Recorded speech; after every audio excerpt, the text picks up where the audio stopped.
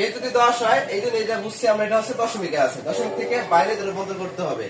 দশমিক থেকে বাইরে রূপান্তর করতে হলে প্রথমে আমাদের এখানে দুইটা সেক্টর আছে, একটা হচ্ছে দশমিকের আগে, একটা হচ্ছে দশমিকের পরে। দশমিকের আগেরটাকে একটা নিয়মে করতে হবে, দশমিকের পরেরটাকে আরেকটা নিয়মে করতে হবে। তা আমরা প্রথমে যেহেতু দুইটা অঙ্ক এখানে ভিতরে, আমরা একটা এ ধরবো, একটা বি ধরবো, বি ধরে দুটো অঙ্ক করবো। প্রথমবারে আমরা এই দশমিকের আগের সংখ্যানে এ ধরি, ঠিক আছে 12। এই 12 কিন্তু আমরা 12 আছে কিসে, কত দশমিকে রূপান্তর করতে হবে কিসে, বাইনারিতে। 12 যদি বাইনারিতে রূপান্তর করি তাহলে আমরা প্রথমে 2 দ্বারা ভাগ করব। 2 দ্বারা ভাগ করব কেন, কারণ বাইনারির বেস কত কদি 2। কেন বুঝলাম, কারণ বাইনারি দুইটা সংখ্যা, একটা হচ্ছে 0 আর 1। বাইনারি 0 এবং 1 ছাড়া আর কিছুই বোঝে না। তাহলে এই ক্ষেত্রে আমরা এই জন্য 2 দ্বারা ভাগ করতে হবে। 2 দ্বারা যদি 12 দ্বারা ভাগ করি কত হয় 6, বাকি কত থাকে 0। আবার যদি 2 দ্বারা 6 ভাগ করি হয় 3, বাকি কত থাকে 0। আবার যদি 2 দ্বারা ভাগ করি 2 1 2, বাকি থাকে কত 1।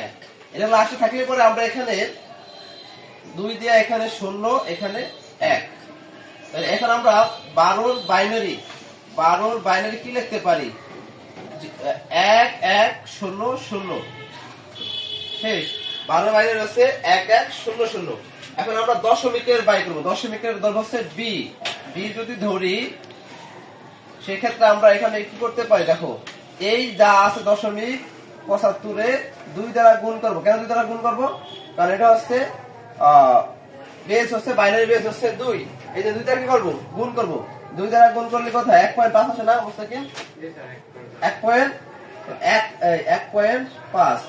দশমিকের আগে সংখ্যা দেব এইটার বাইরে, আর দশমিক পরে দেব ওইটার পরে।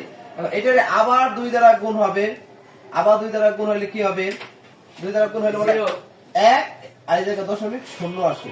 তাহলে 0 আসলে পরে তো কাজ শেষ। সেক্ষেত্রে এখানে 0.75 এর দশমিক থেকে বাইনারিতে আসে হচ্ছে 1 1। তাহলে কি দাঁড়াইলো, অতএব 12.75 এটা দশমিক থেকে হইলো কিসে বাইনারিতে হইলো হচ্ছে 1 1 0 0.11।